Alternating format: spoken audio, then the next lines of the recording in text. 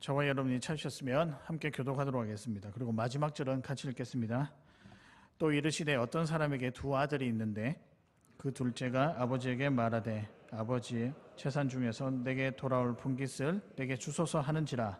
아버지가 그 살림을 각각 나눠 주었더니 그 후 며칠이 안 되어 둘째 아들이 재물을 다 모아가지고 먼 나라에 가 거기서 허랑방탕하여 그 재산을 낭비하더니 다 없앤 후 그 나라에 크게 흉년이 들어 그가 비로소 궁핍한지라.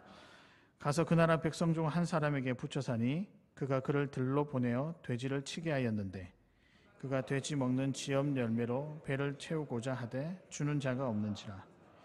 이에 스스로 돌이켜 이르되 내 아버지에게는 양식이 풍족한 품꾼이 얼마나 많은가. 나는 여기서 주려 죽는구나.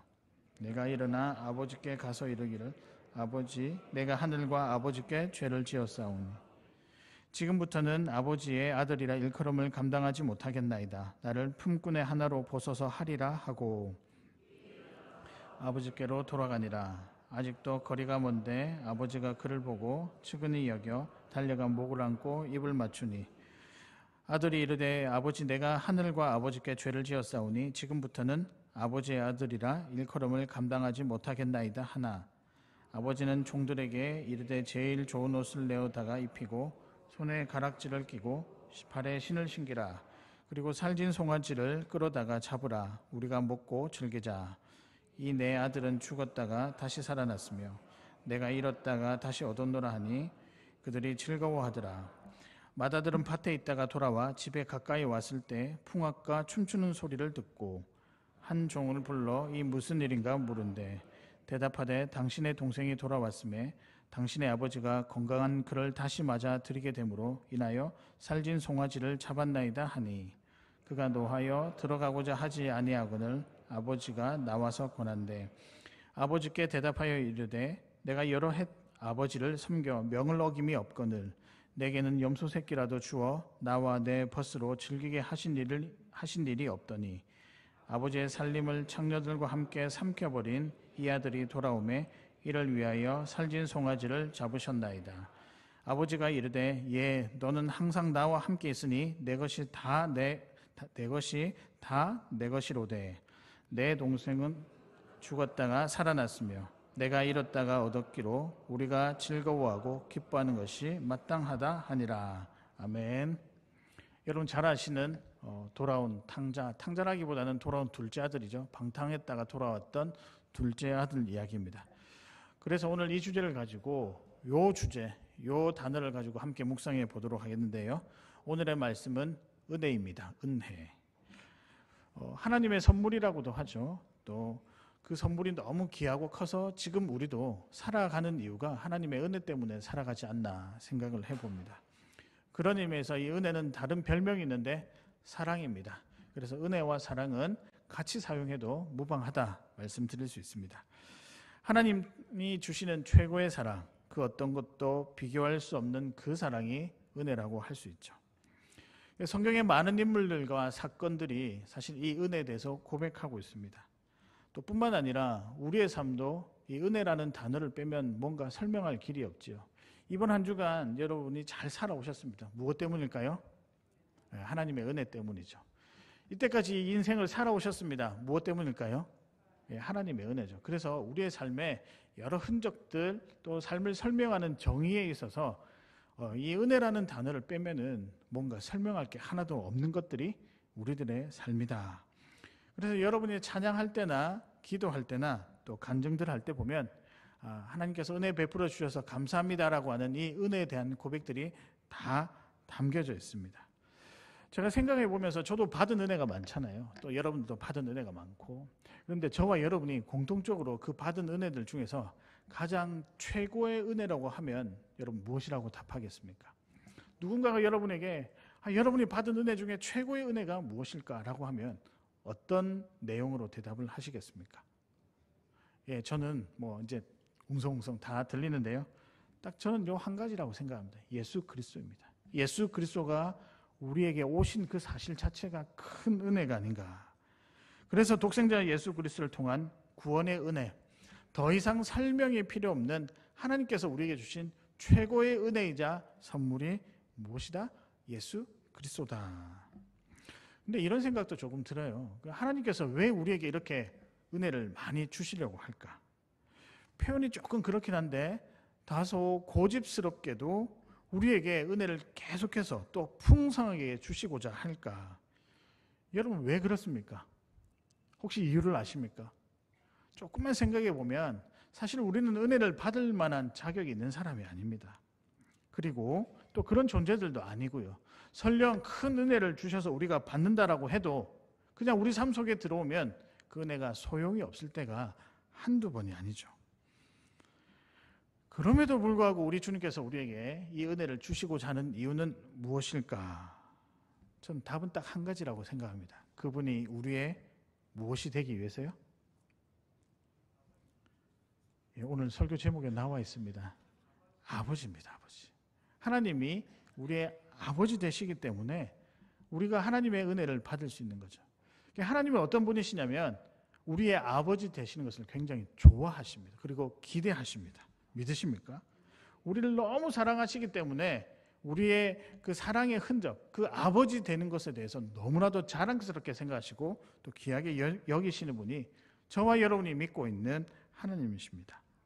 근데 여러분 여기에 더 이상 무슨 설명이 필요할까요? 그 하나님이 우리 아버지 되시고 우리를 너무 사랑하셔서 아버지 되신다고 하는데 우리가 하나님께서 왜 우리에게 은혜를 주실까? 이거 뭐 물어봐야 소용없는 일 아닌가 생각을 해봅니다. 마찬가지로 우리가 부모를 사랑하는데 무슨 설명이 필요할까요? 여러분 자녀 되시는 분들 부모를 왜 사랑하죠? 네, 엄마 아빠니까 사랑하죠. 뭐 더 이상 답이 뭐 필요하겠습니까? 그럼 여러분 반대로 자녀들을 부모 된 분들에게 묻습니다. 자녀들을 왜 사랑하실까요? 이럴 때는 약간 퉁명스럽게 대답하셔야 돼요. 왜냐하면 뭘 뻔한 걸 묻고 앉아있냐. 당연하죠. 자녀니까 사랑하는 거죠. 내 아빠라서 내 엄마라서 그 부모님 사랑하는 거죠. 하나님은 우리를 어떻게 대하시냐면 내 자녀니까 사랑하시고 은혜를 베풀어 주신다는 겁니다. 근데 여러분 이 간단하게 보이는 이 사실이요. 우리 구원에 있어서 우리가 살아가는 삶에 있어서 얼마나 큰 위로와 힘이 되는지 모릅니다. 오늘 본문이 처음부터 끝까지 이 하나님에 대해서 보여줍니다. 이 하나님께서 우리에게 용서하시고 다가오시고 잔치를 베푸십니다. 이유는 딱 하나입니다. 너는 내 아들이니까. 반대로 이야기하면 우리가 그 하나님을 믿고 의지할 수 있는 이유는 그분이 우리의 아버지시니까. 설령 실수하고 속상할지라도 내 아들이니까 내가 사랑해야지. 내가 아니면 누가 사랑한가. 이것이 하나님의 마음이자 사람을 대하시는 여러분을 대하시는 하나님의 진심입니다. 이 진심을 다른 말로 무엇이라고 그러냐면 은혜라고 그러는 것이죠. 그래서 오늘은요 이 아버지의 은혜에 대해서 저와 여러분이 묵상했으면 좋겠습니다. 물론 뭐 때로는 우리가 살면서 부모님과 갈등도 있을 수 있지만 오늘 이 말씀을 잘 들어보시면서 그 부모 위에 부모 되시는 살아계신 하나님께서 우리의 부모 되어 주시니 그 부모님 믿고 나중에 제가 결론적으로 이 말씀 드리려고 하는데요. 당당하게 살아갔으면 좋겠습니다. 오늘 이렇게 아버지의 은혜, 이 어떤 은혜가 있는지 우리 살펴보실 때 저와 여러분의 아버지 되신 하나님을 믿고 의지하며 살아가시는 귀한 우리 창원교회 성도님들 되시기를 주님의 이름으로 축복합니다. 아버지의 은혜 첫 번째입니다. 어떤 은혜냐? 부자 아버지라는 거죠. 그 하나님께서 우리에게 베풀어 주신데 그 아버지의 은혜 어떤 은혜냐? 부자의 은혜, 부자 아버지가 베풀어 주시는 은혜라는 거죠. 우리 하나님은 모든 것을 가지신 분이십니다. 믿으십니까? 여러분 그렇기에요. 모든 것을 해결해 주시는 능력의 하나님이십니다. 왜 부자이냐면요. 나중에 설명드리겠지만 가진 것도 굉장히 많으세요. 그러나 해결할 수 있는 능력이 탁월하신 분이 우리 하나님이십니다. 믿으십니까? 그런 의미에서 그 하나님은 우리의 부자 되십니다. 모든 것을 지으시고 모든 것을 소유하시고 모든 것을 다스리시고 그리고 그분이 우리의 모든 것을 해결해 주십니다. 믿으십니까? 오늘 이 부자 하나님의 자녀된 것을 감사히 여기며 살아나가시는 여러분 되시기를 바랍니다. 저는 당당하다란 말을 굉장히 좋아합니다. 좀 제가 당당해 보이십니까? 뭘 근거로요? 예, 저는 당당하게 살고자 하죠. 뭐 100% 당당할 수는 없겠죠. 제가 이제 우리 교회 자녀들을 위해서, 다른 교회 자녀들은 제가 기도할 필요가 없겠죠. 우리 교회 자녀들을 위해서 기도할 때 아침마다 하는 모든 다음 세대를 위해서 기도합니다라고 하면서 그 다음에 요 말을 꼭 붙입니다. 하나님, 어떤 순간에도 어떤 상황에도 당당하게 살게 하소서. 저는 우리 자녀들이 당당하게 살았으면 좋겠습니다. 근데 아무나 당당해지지 않더라고요. 근데 믿는 구석이 있으면 당당해지잖아요. 그래서 어떤 사람들은 이 당당하기 위해서 능력을 막 이렇게 키우거나 또 가진 것을 이제 소유하기 위해서 열심히 노력을 하거나 또 어떤 사람들을 보면 뒷배경이 참 든든하니까 당당하게 산다라고도 많은 사람들이 그렇게 이야기를 합니다. 그런데 어디 세상 사람들이 다 그렇습니까? 다 이런 조건들을 가지지 못할 때가 많죠. 때로는요, 능력이 있어도 가진 것이 많아도 뒷배경이 좋아도 당당하지 못한 사람들이 꽤 많습니다.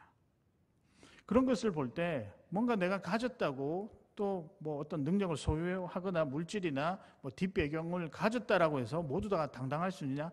그건 아니라는 거죠. 그런데 제가 그렇게 당당하게 살아가는 사람들을 보니까 이런 면이 하나 있더라. 어떤 면이냐면 그분들 마음에 이런 확신이 있습니다. 어떤 확신이냐? 나의 모든 것을 책임지고 해결할 수 있는 존재가 반드시 있다라고 하는 확신입니다.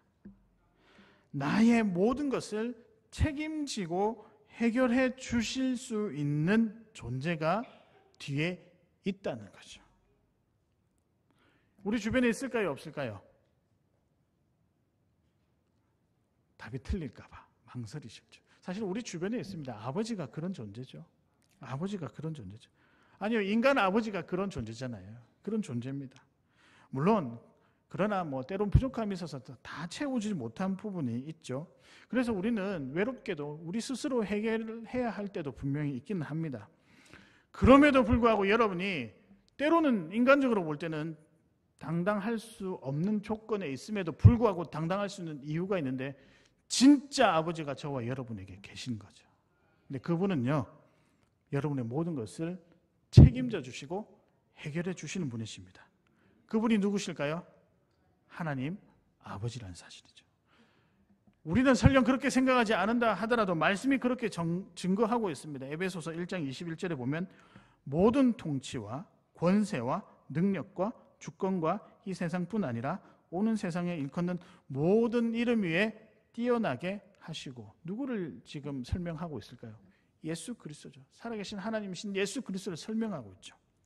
즉 하나님 아버지, 이 아버지가 누구의 아버지라는 거죠? 저와 여러분의 아버지라는 거죠. 여러분, 모든 것을 책임지고 또 해결을 할 수 있는 존재를 다른 말로 결정권자라고 부릅니다. 여러분은 사실 결정할 수 있는 권한이 있죠. 부모로서 권한이 있고 또 한 존재로서 결정할 수 있는 힘이 다 있습니다. 그런데 그 결정이 사실은 여기서부터 출발합니다. 세상 모두를 지으시고 세상 모두에 대한 만물에 대한 결정권을 가지신 그분이 누구실까요? 당연하죠. 살아계신 하나님이시죠. 세상을 창조하셨습니다. 구원하셨습니다. 역사를 이끄십니다. 모든 것을 다 하실 수 있죠. 그래서 그 하나님은요, 별명이 있는데 결정권자 하나님, 그 앞에 유일한 결정권자 하나님. 여러분 구약 성경을 보십시오. 한 나라의 흥망성쇠가 누구에게서 결정이 될까요? 하나님으로부터 결정이 됩니다. 하나님이 그 권위를 빼앗으시면 나라는 무너지게 돼 있어요. 왕이 여러분 쫓겨날 수도 있으면 누구에게서 쫓겨날까요? 하나님께 쫓겨나는 거죠. 진노를 사서. 신약으로 돌아오면요, 우리의 생명은 누가 결정할까요? 영원한 생명을 어떻게 결정할까요? 우리 주 예수 그리스도의 은혜로, 그리고 그분이 십자가 달려 돌아가시고 부활하신 복음의 능력으로 해결할 수 있다는 거죠. 여러분, 그러니까 세상의 모든 결정권, 심지어는 여러분이 하는 결정권이 어디에서부터 출발했냐면요, 살아계신 하나님으로부터 출발한다는 겁니다. 여러분, 그럼 한번 생각해 보십시오. 세상의 모든 것을 결정할 수 있는 그분은 세상의 모든 것을 가지신 분이겠죠. 그럼 그분이 어떤 하나님일까요? 부자 하나님이라는 거예요. 그리고 여러분은 누구일까요? 그 부자 하나님의 아들과 딸인 자녀들인 아들과 딸인 거죠. 그래서 여러분 부자이십니다. 믿으십니까? 별로 믿지 않으시고 여러분 부자 맞습니다. 왜냐하면요, 지금 여러분이 선택하고 분별할 수 있는 능력이 있습니다. 이 능력을 가졌잖아요. 그러면 그게 부자지 뭐 다른 게 부자겠어. 뭘 바라셨나요? 부동산에서 대박이 나는 거요? 그걸 바라셨나요? 그렇게 되면 좋겠죠. 그러나 그 인생도 결정하지 못할 때가 있습니다. 믿음이 없으면, 아니면 하나님이 없으면요. 근데 하나님을 아버지로 인정하는 순간 그 영혼은 결정하여서 부자가 될 수 있는 권한.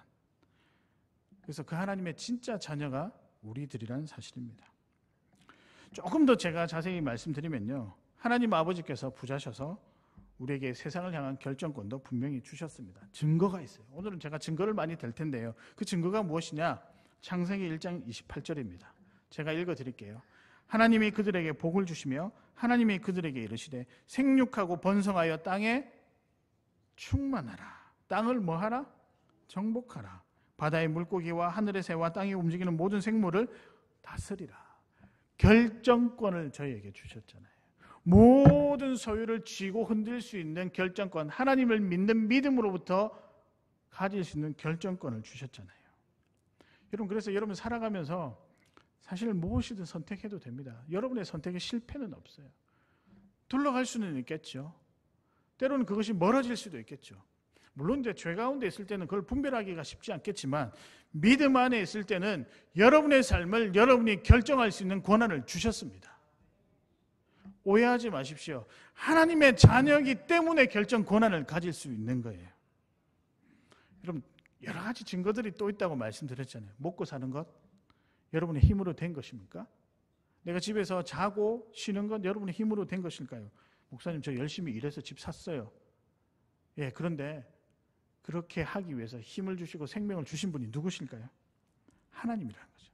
여러분에게 가족도 주셨습니다. 교회도 주셨습니다. 그리고 세상 살아가면서 이것이 옳은 것인가, 그렇지 않는 것인가를 분별할 수 있는 분별력도 기도를 통해 주셨습니다. 그런 의미에서 저와 여러분은 굉장히 부자입니다. 믿으십니까? 예, 그 능력 가지고 살아가시길 바랍니다.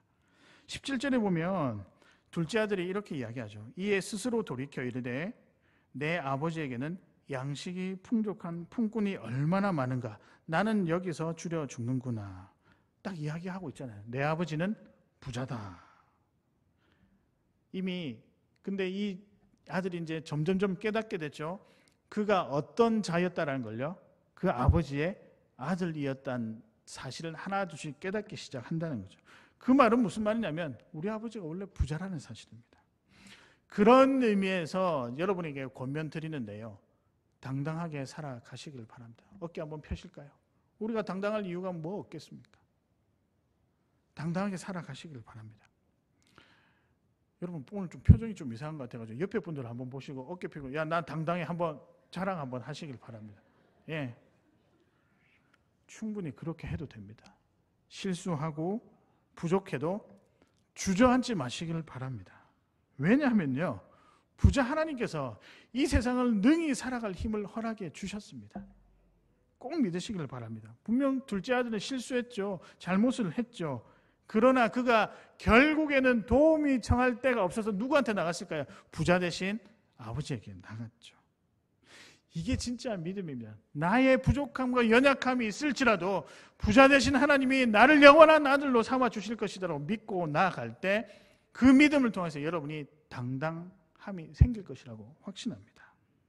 이렇게 사는 자녀의 삶을 이제부터 시작하시는, 지금부터 누리지 못했다 한다 하더라도 지금부터 시작하시는 우리 귀한 성도님들 되시기를 주님의 이름으로 축복합니다. 아버지의 은혜 두 번째입니다. 두 번째는 용서의 은혜, 즉 용서의 아버지입니다.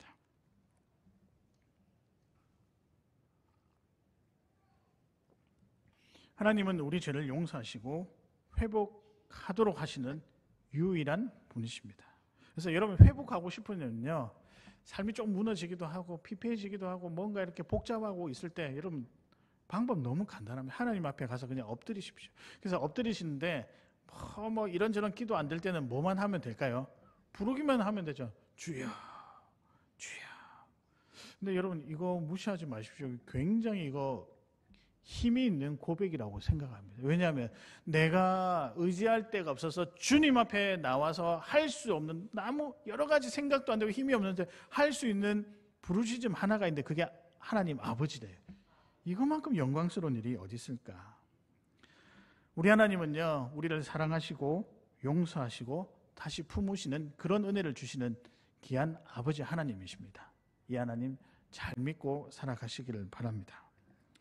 근데 제가 부자 하나님 생각하다 보니 우리 하나님이 가진 것도 많으시지만 마음도 참 부자시다. 물론 제가 감히 우리 하나님 그분의 마음이 뭐 넓다 그렇지 않다 평가하고 판단할 위치도 되지 않겠지만, 제가 왜 이런 이야기를 했냐면 그만큼 은혜가 커서, 하나님께서 주신 은혜가 크기 때문에 하나님의 마음이 정말 넉넉하다. 여러분 살아갈 때 그럴 때 있잖아요. 좀 마음이 힘들 때도 그냥 하나님 앞에 기도하고 또 하나님 앞에 예배당 안에만 있어도 그냥 내 마음이 적셔지는 것 같고 위로받는 것 같고. 근데 분명히 내가 실수한 것도 분명히 있어요. 죄 지은 것도 있어요. 그러나 하나님께서는요, 기본적으로 우리를 막 혼내시는 하나님, 우리가 그렇게 많이 오해하고 있는데 그렇지 않습니다. 하나님은 여러분을 끝까지 사랑하고 책임지십니다. 근데 이 넓은 마음이 왜 중요하고 왜 이 은혜에 감사해야 하냐면요, 만약에 하나님께서 그 넓은 마음이 없으시다면 여러분은 지금도 죽은 자처럼 살아가고 있는 거예요. 뭘 해도 소용이 없고, 뭘 해도 처져 있고, 뭘 해도 기쁨이 없고, 뭘 해도 보람이 없고, 뭘 해도 행복이 없는 채로 살아가는 것이 원래 우리들의 형편이었습니다. 여러분 한번 생각해 보십시오. 혹시나 여러분이 잘 지내던 분들 중에서 여러분을 배반하고 욕하고 여러분과 반대되는 사람 용서할 수 있을까요? 아니라고 하면 나의 인격이 드러나는 거고, 내라고 하면 자신이 없고, 그렇죠? 근데 여러분 누구를 용서하는 게 그렇게 쉽지가 않습니다. 제가 이제 어릴 적부터 저희 아버지께서 했던 말씀이 있는데요, 나이가 들면 들수록 미안하다, 죄송하다라는 말을 많이 하라는 거예요. 그래서 왜 그래요? 그러니까 젊을 때는 그걸 잘 한다는 거예요. 근데 나이가 들면 자기 생각도 많아지고, 물론 여러분을 탓하는 건 아니고 그냥 제가 저희 아버지께 들은 이야기입니다. 근데 살아보니까 그런 것 같아요. 제가 30대 때하고 20대 때하고 30대 때하고 40대 되니까 누구에게 미안하다 이 말 하기가 때론 자존심 상할 때가 있더라고요. 그런 의미에서 우리는 누구를 용서하는 게 쉬운 사람이 아닙니다. 어떻게 해서 복수하고 싶죠. 말로 저주하고 싶고, 또 말로 그 사람의 마음을 아프게 하고 싶죠. 그래서 사랑의 마음을 다시 작동시키는 것 쉽지가 않습니다. 12절도 한번 보실까요? 그 둘째가 아버지에게 말하되 아버지여 재산 중에서 내게 돌아올 분깃을 내게 주소서 하는지라. 13절에 그 후에 며칠이 안 되어 둘째 아들이 재물을 다 모아가지고 먼 나라에 가 거기서 허랑방탕하여 그 재산을 낭비하더니. 나쁜 아들이죠. 18절에 보면 내가 일어나 아버지께 가서 이르기를 아버지 내가 하늘과 아버지께 죄를 지었사오니. 자기가 잘못한 것은 알고 있네요. 보니까 스스로 죄인이라고 표현을 하죠. 그럼 우리 아버지 입장에서 한번 생각해 봅시다. 아버지가 평생 열심히 일해 모은 돈입니다. 그래서 재산을 일구었고 부유하게 되었습니다. 그런데 어느 날 아무것도 하지 않는 둘째 아들이 와가지고 아버지 제가 아들이잖아요. 재산 좀 나눠주세요. 제가 요즘 좀 즐기고 싶어요. 놀고 싶어요. 황당하죠. 마음은 불편하고 탐탁지가 않죠. 이해도 되지 않죠. 그러나 아들이기에 또 나눠줄 때가 있지 않겠습니까? 근데 그 재산 다 허비하고 낭비하고 왔습니다. 날린 거죠. 근데 다시 찾아와서 살려달라고 합니다. 여러분 그러면 부모로서 어떤 반응 보이시겠습니까? 물론 용서할 수도 있고 안 할 수도 있겠죠. 용서한다 하더라도 그게 진짜 용서일까요? 아니죠. 진짜 용서는 사람이 할 수 없는 거죠. 근데 여러분 오늘 본문에 드러난 아버지는 우리의 예상과는 좀 다른 반응을 보입니다. 20절에 보면 아버지가 그를 측은히 여겨 달려가 목을 안고 입을 맞추니 얼마나 좋았으면. 더 나아갑니다. 22절에 아버지가 종들에게 이르되 제일 좋은 옷을 내어다가 입히고 손에 가락지를 끼우고 발에 신을 신기라. 이야, 가락지까지 끼우고 옷도 입히고 대단합니다. 여기서 끝이 아니더라고요. 23절에 살진 송아지를 끌어다가 잡으라. 우리가 먹고 즐기자.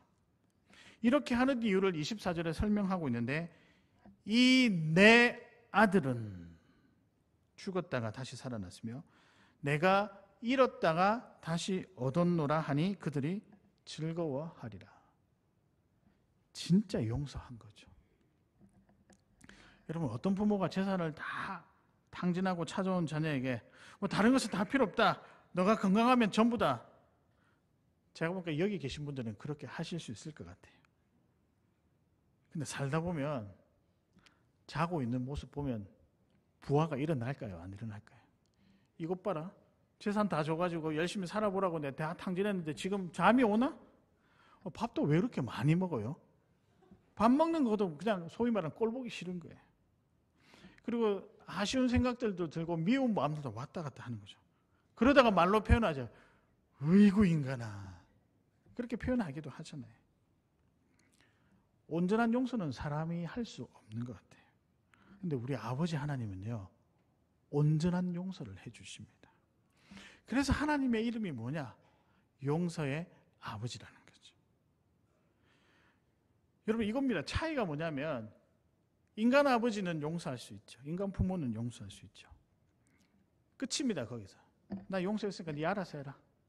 그럴 수 있을 것 같아요. 근데 하나님 아버지는요, 용서도 하신가 동시에 다시금 죄를 짓지 않도록 그 삶에 개입해서 죄가 그의 삶에 왕노릇하지 않도록 막아주십니다. 이게 진짜 용서라는 거예요. 생각해 보십시오. 십자가에 달려 우리를 위해서 돌아가셨습니다. 그런데도 우리가 죄 짓고 살잖아요, 때로는. 그럼에도 불구하고 하나님께서 우리를 용서하시고 또 받아주신 이유는 무엇이냐? 그 하나님 삶 안에, 그렇게 은혜 받은 사람 안에서 이제 전쟁이 벌어지는 거예요. 악한 것과 그렇지 않은 것. 그게 어떤 증거냐면, 하나님께서 책임져 주시는, 진짜 용서하신다라고 고백하고 또 바라볼 수 있는 그 하나님이 우리 안에서 움직이시는 증거라고 할 수 있습니다. 하나님은 우리를 용서해 주셨습니다. 믿으십니까? 우리가 이 은혜 가운데 살아가고 있는 거죠. 우리는 이미 예수 그리스도의 십자가를 통해 완전한 용서를 받았습니다. 또 살다가 죄 지을 수 있죠. 그러나 둘째 아들처럼 혹시나 나를 받아주실까 하는 염려가 아니라 아버지 앞에 나아가서 회개하면 다 해결해 주실 것이다라고 하는 확신으로 살게 하십니다. 이게 진짜 용서에서 나온 결과물입니다. 이게 다른 말로 무엇이라고 부르냐면 구원의 확신입니다. 구원의 확신은 완전한 용서를 받은 사람들이 가지는 마음입니다. 고백이죠. 그런 의미에서 여러분에게 꼭 하나 당부드리고 싶은 게 있습니다. 신앙생활 하실 때 가끔 그런 분들이 있으시더라고요. 이거 너무 부족해서 미안합니다. 누구한테 미안하는 거죠? 저는 여러분들이 이런 말씀 하지 않았으면 좋겠습니다. 왜냐하면 아버지 하나님이에요. 그 하나님 아버지 자녀들이잖아요. 물론 이제 여러분 마음은 이해하죠. 좀 더 열심히 하고 싶고 더 부족한데, 가끔 이제 어르신들이 오늘 예배 못 나와서, 몸이 아픈데 예배 못 나와서 죄송합니다. 저는 이제 앞으로 그 말 듣고 싶지 않아요. 그럴 필요 없습니다. 때로 몸이 아프면 실수도 있죠. 하나님도 그 영혼 귀하게 여기시고, 아이고 네가 아팠구나, 힘들었구나, 이렇게 위로하시지, 예배 왜 안 나서 이렇게 위로하시면 아니십니다. 하나님을 우리가 오해하게끔 만들지 않았으면 좋겠습니다. 그런 의미에서 제가 여러분에게 말씀드리죠. 당당하시라고요. 이 이유 때문입니다. 이미 우리는 완전한 용서를 받았고 하나님의 완벽한 은혜 가운데 살아가는 귀한 하나님의 아들과 딸들입니다. 믿으십니까? 그래서 여러분 당당하십시오. 실수할 수 있죠. 다시 어떻게 하면 될까요? 제가 설교 전에 실수했습니다. 어떻게 하면 될까요? 하나님, 저 실수했어요. 죄송해요. 잘못했습니다. 하면 하나님이, 내가 이거 다 기록해 놓고 있을 거야. 네 몇 번 했는가? 이렇게 한 게 아니라, 그랬구나. 그래, 다시는 다음에 그러지 마라. 내가 도와줄게. 이게 우리 하나님의 원래 모습입니다. 믿으십니까? 그 하나님 믿고 살아갔으면 좋겠습니다. 충분히 그렇게 하셔도 됩니다. 왜냐하면 우리는 그분의 아들과 딸이니까요. 용서하시는 아버지, 그리고 완전한 용서를 통해 우리를 당당하게 만들어주시는 그 하나님 믿고 의지하며 살아가시는 귀한 창원교회 공동체 되시기를 주님의 이름으로 축복합니다. 마지막입니다. 이 아버지의 은혜가 무엇일까? 마지막은요, 복을 주시는 아버지입니다. 근데 그 옆에다 하나 쓰셔도 좋을 것 같은데요. 이렇게 쓰시면 좋겠습니다. 항상 내 편이신 하나님 아버지. 여러분, 하나님은 항상 여러분 편이십니까? 예, 아직까지 못 느끼셨군요. 느끼시길 바랍니다. 하나님 아버지가 가장 즐거워하신 일이 무엇이냐고 이제 물어보신다면 한 가지가 있다고 생각하는데, 우리에게 복 주시기를 원하신다. 그래서 하나님 아버지는 복의 근원이십니다. 사랑하는 여러분, 저와 여러분이 믿고 있는 그 하나님, 복의 근원 되시고 복 주시는, 그리고 풍성히 주시는 귀한 아버지이심을 믿고 살아가시기를 바랍니다. 제가 어릴 적에요, 오늘 본문을 교회에서 하는 인형극을 통해서 봤습니다. 근데 제가 그때 어떤 일이 있었냐면, 제가 실수한 게 있었습니다. 저희 여동생이랑 제가 어머니가 반찬으로 준비하려는, 아직까지 기억이 납니다. 제가 대연 이동 동성맨션 402호 살 때, 왜 저는 이런 쓸데없는 걸 다 기억하고 있죠. 그때 그런 거에 저희 어머니가 반찬으로 이제 만들어 놓은 지포를 찬장에서 꺼내서 저희 동생과 제가 다 먹었습니다. 얼마나 맛있게 먹은지 다 먹고 났는데, 저희 어머니가 이제 반찬을 준비하려고 하니까 지포 못 봤냐고. 제가 뭐라고 했을까요? 못 봤다고. 거짓말을 했죠. 근데 거짓말을 하고 하여튼 그래 저희 어머니가 이제 우리 자녀들 둘이 먹고 빨리 이실직고를 해라. 이렇게 하면 용서해줄게. 이렇게 했는데 여튼 그런 상황 가운데, 제가 그때가 아마 여름 성경학교 했던 걸로 기억이 납니다. 인형극을 딱 이렇게 하는데, 오늘 이 장면이 인형극을 한 거예요. 탕진을 다 했잖아요. 그럼 우리가 이제 애들이 옆에서 어떻게 하나님 아버지 용서해 달라고 했었을 때, 막 이렇게 클라이막스 음악도 막 쏘면서 짜자잔 하면서 내가 너를 사랑하노라 이러면 애들이 막 다 울고 그랬었거든요. 여러분, 그런 감성 없으세요? 네, 다 울고 그랬었습니다. 근데 여러분, 곰곰이 생각해보니까 이건 엄청난 은혜더라고요. 그게 진짜 복이더라고요. 31절에 보면, 아버지가 이르되 너는 항상 나와 함께 있으니 내 것이 다 내 것이로되. 32절에 이 내 동생은 죽었다가 살아났으며 내가 잃었다가 얻었기로 우리가 즐거워하고 기뻐하는 것이 마땅하다 하니라. 마땅하다는 거예요. 감히 마땅하다고 표현할 수 있을까요? 우리 예상과 전혀 다른 내용이죠. 실수한 사람을 이렇게 쉽게 용서하고, 또 용서한 것을 넘어서 즐거워하고 기뻐해 줄 수 있는가? 말도 안 되는 이야기죠. 그러나 31절과 32절에 나오는 이 모습이 우리 아버지 하나님의 진짜 모습입니다. 첫째 아들 반응 한번 보겠습니다. 근데 여기 대해서 사람의 반응이 나오는데, 둘째 아들은 너무 감사하죠. 죽었다가 다시 살아난 마음이겠죠. 근데 첫째 아들 반응은요, 조금 다르거든요. 동생이 그렇게 살아왔는데 아버지와는 다른 마음입니다. 28절에 그가 노하여 들어가고자 하지 아니하거든. 잔치상에 들어가고 싶지 않다는 거예요. 아버지가 나와서 권한대 29절에 아버지께 대답하여 이르되 내가 여러 해 아버지를 섬겨 명을 어김이었거늘 내게 염소 새끼라도 주어 나와 내 벗으로 즐기게 하신 일이 없더니. 아버지 너무 억울해요.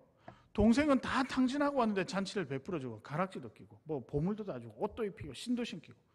근데 저는 아버지를 위해서 열심히 일했는데 땡전 한 푼 없습니까? 친구들과 MT 한 번 못하고 살진 송아지도 못 잡고. 그리고 아버지, 실수한 사람에 대한 이게 상식적인 반응이 아니죠. 이렇게 이야기를 하고 있습니다. 첫째 반응 이해가 되죠. 우리 모두의 마음일 수도 있잖아요. 근데 이 안에 조금 다른 의미가 있습니다. 하나님께서 아버지의 마음을 대변하여서 지금 설명하고 있는데, 여기에는 우리가 좀 생각해 보아야 될 내용이 담겨 있습니다. 어떤 내용이냐면, 첫째 아들은요, 은혜를 받을 만한 조건이 사람에게 있다라고 지금 설명하고 있는 부분입니다. 즉, 이러한 일을 해야, 신앙이 아주 멋진 신앙생활을 해야 우리가 은혜를 받고 구원받을 수 있을 것이라는 말이 이 첫째 아들의 말 속에 들어가 있다는 거예요. 사실 본문은 오늘 하나님 나라에 대한 비유입니다. 이 하나님 나라에 어떻게 들어갈까요? 오직 믿음으로 구원을 얻습니다. 근데 아들은요, 하나님 나라에 사람이 만든 조건, 자격으로 들어갈 수 있다라고 이야기를 하는 부분이 이 대목입니다. 그래서 아버지가 잃었던 내 아들이라고 설명을 하는 거거든요.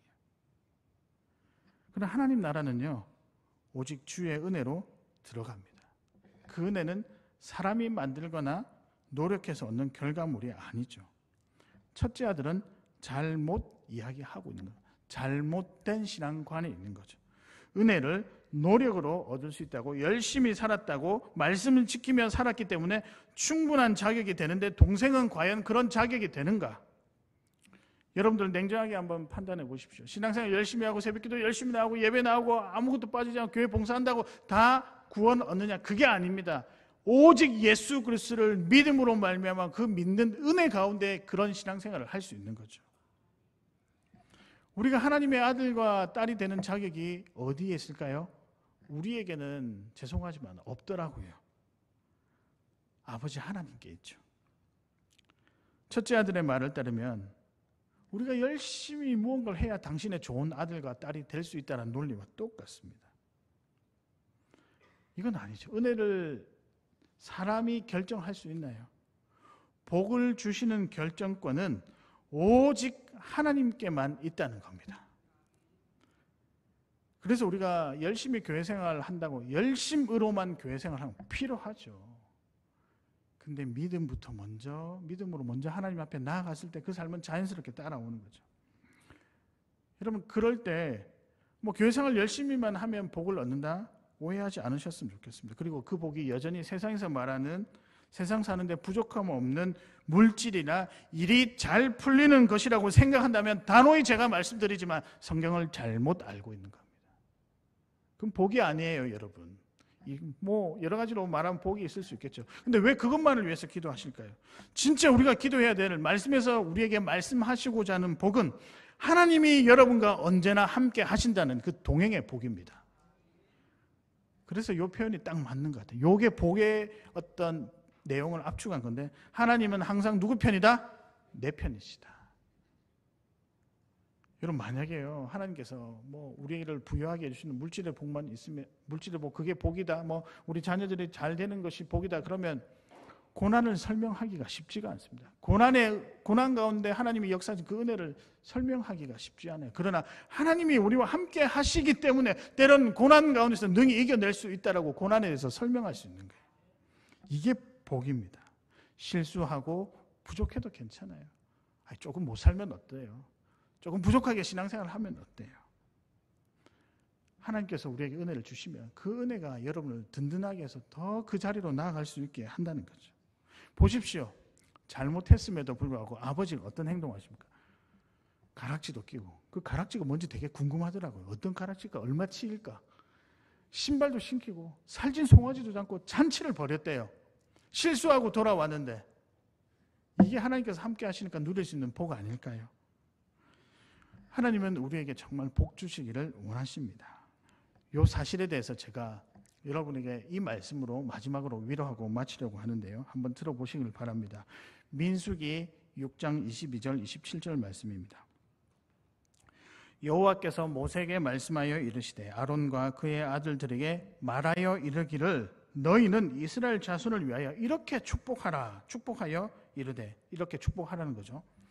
여호와는 내게 복을 주시고 너를 지키시기를 원하며 여호와는 그의 얼굴을 내게 비추사 은혜 베푸시기를 원하며 여호와는 그 얼굴을 내게로 향하여 드사 평강 주시기를 원하노라 할지니라. 하랍니다. 명령이죠.